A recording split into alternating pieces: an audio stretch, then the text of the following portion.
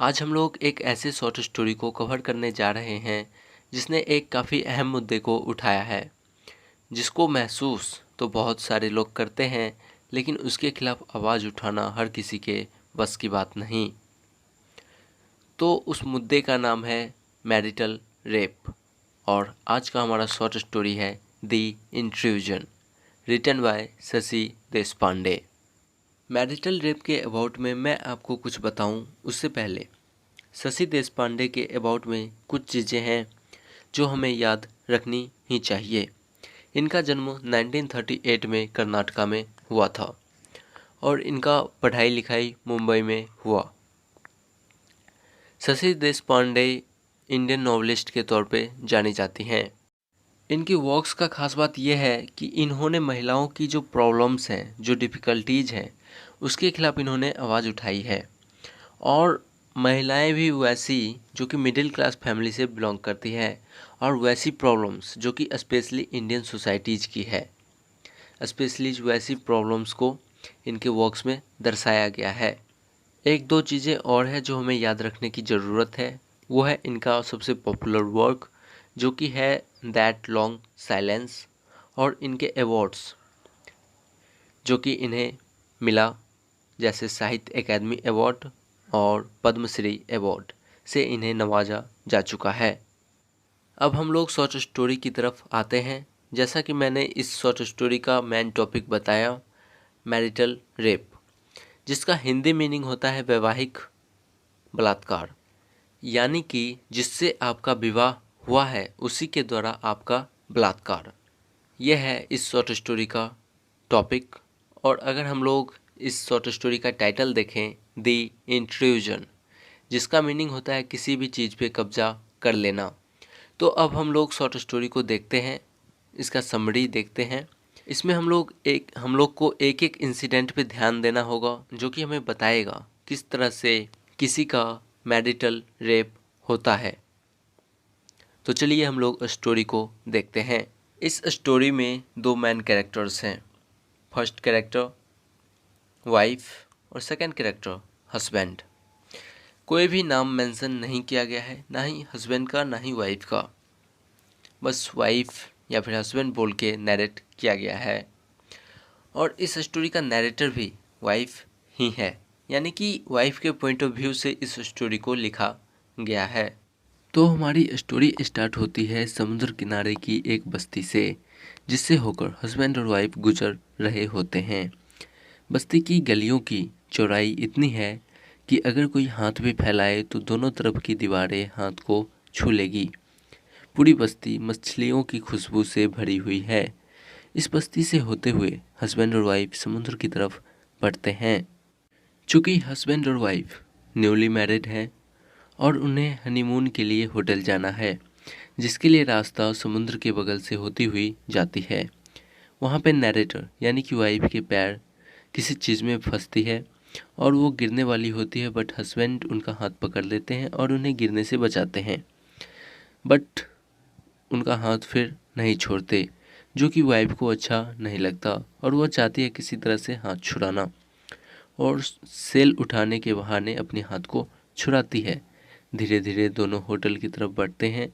Hotel समुद्र से काफ़ी ऊंचाई पे बनी रहती है, जिससे चढ़ने में वाइफ काफ़ी थक जाती है और चाहती है कि उसका हस्बैंड अभी उसका हाथ थामे और उसे सहारा दे, लेकिन हस्बैंड थोड़ा आगे निकल चुका होता है। दोनों होटल पहुंचते हैं। उनका लगेज एक सर्वेंट के द्वारा रूम में पहुंचवा दिया जाता है। सर्वेंट नैरेटर से पूछता है, क्या आप कुछ लेंगे? तो वो बोलती है, हाँ, चाय। सर्वेंट का फेस देख के नैरेटर को ऐसा लगता है जैसे उसे सब कुछ मालूम हो। हम लोग यहाँ पे क्यों आए हैं, क्या करने आए हैं? तभी हस्बैंड चुप्पी तोड़ते हुए बोलते हैं, हम लोग काफ़ी लकी हैं कि इस होटल में हमें रूम मिल पाया। इसी पे नैरेटर फिर से सोचना चालू करती हैं कि क्या इस जगह पे कभी कोई अपनी फैमिली के साथ आया होगा? क्या यहाँ पे कोई बच्चा खेला होगा, चिल्लाया होगा, गिरा होगा? तभी नैरेटर की नज़र बेड शीट्स पे पड़ती है और वो सोचती है कि सर्वेंट को बोलेगी इसे चेंज करने के लिए, लेकिन फिर वो ये सोच के छोड़ देती है कि अगर बोलेंगे तो सर्वेंट अदर सर्वेंट्स के साथ मिलके जोक्स बनाएगा और ज़ोर ज़ोर से हम लोगों के बारे में सोच सोच के हंसेगा। थोड़ा देर बाद चाय आता है और नैरेटर अपने घर के अबाउट में सोच रही होती है। जब उनका रिश्ता पक्का हो गया था शादी का और उनसे कोई पूछा तक नहीं था कि क्या तुम रेडी हो या फिर नहीं, फिर वो अपने पापा से जाके पूछती है वाई, क्यों?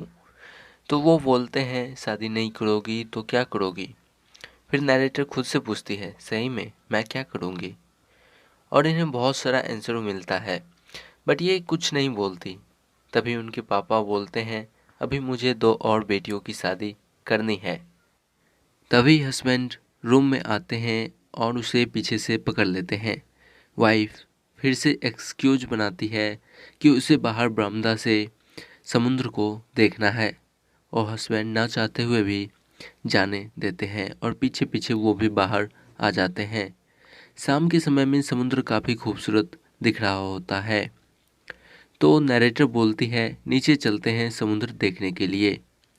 तो उनका रिप्लाई होता है अभी सुबह चलेंगे।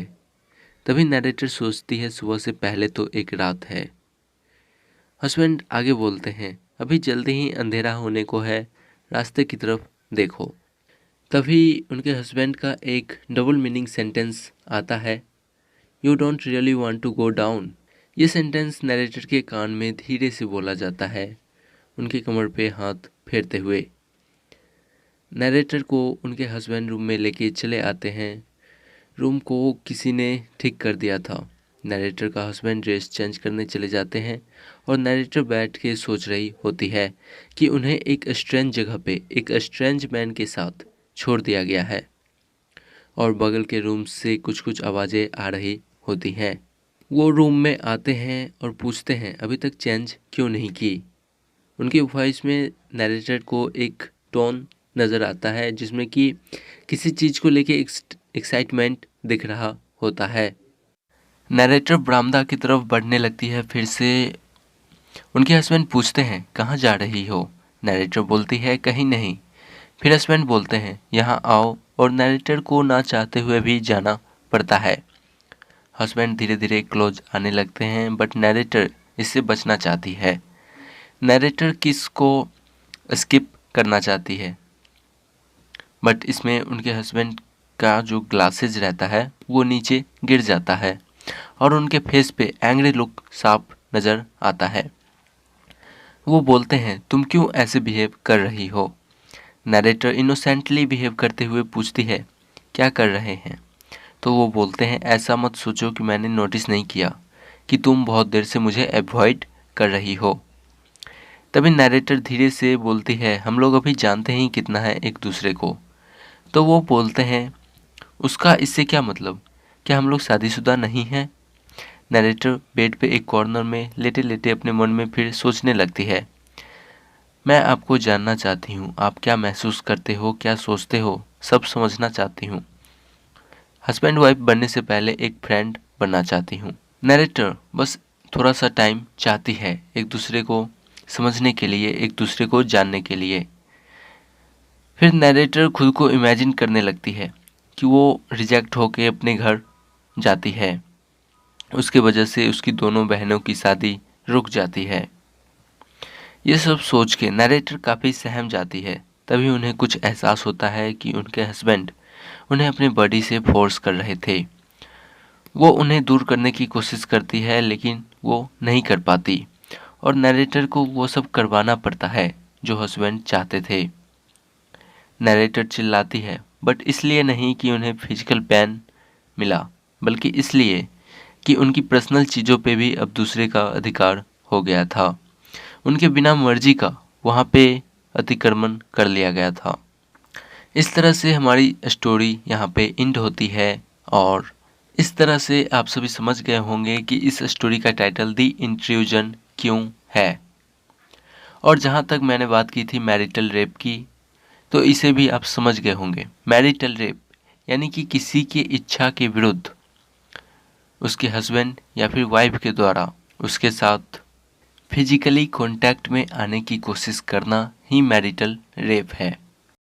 अगर हम लोग इंडिया की बात करें तो इसे अभी तक क्राइम नहीं बताया गया है इंडिया में, लेकिन इसके खिलाफ कोई भी डिसीजन लेना काफ़ी टफ होगा, क्योंकि एक महिला को पता होता है कि मैरिज के बाद क्या होने वाला है, फिर भी वो मैरिज करती। इसलिए इसके सपोर्ट में या फिर इसके अगेंस्ट कोई भी डिसीजन लेना काफ़ी टफ होगा। मैरिटल रेप एक ऐसा टॉपिक है जिसको महसूस बहुत लोग करते हैं, लेकिन इसके खिलाफ आवाज़ उठाना बहुत कम लोगों के बस की बात है। हमें ज़रूरत है बस थोड़ी सी जागरूकता लाने की। इस तरह से हमारा ये शॉर्ट स्टोरी ख़त्म होता है। मिलते हैं हम लोग नेक्स्ट वीडियो में। Thank you so much.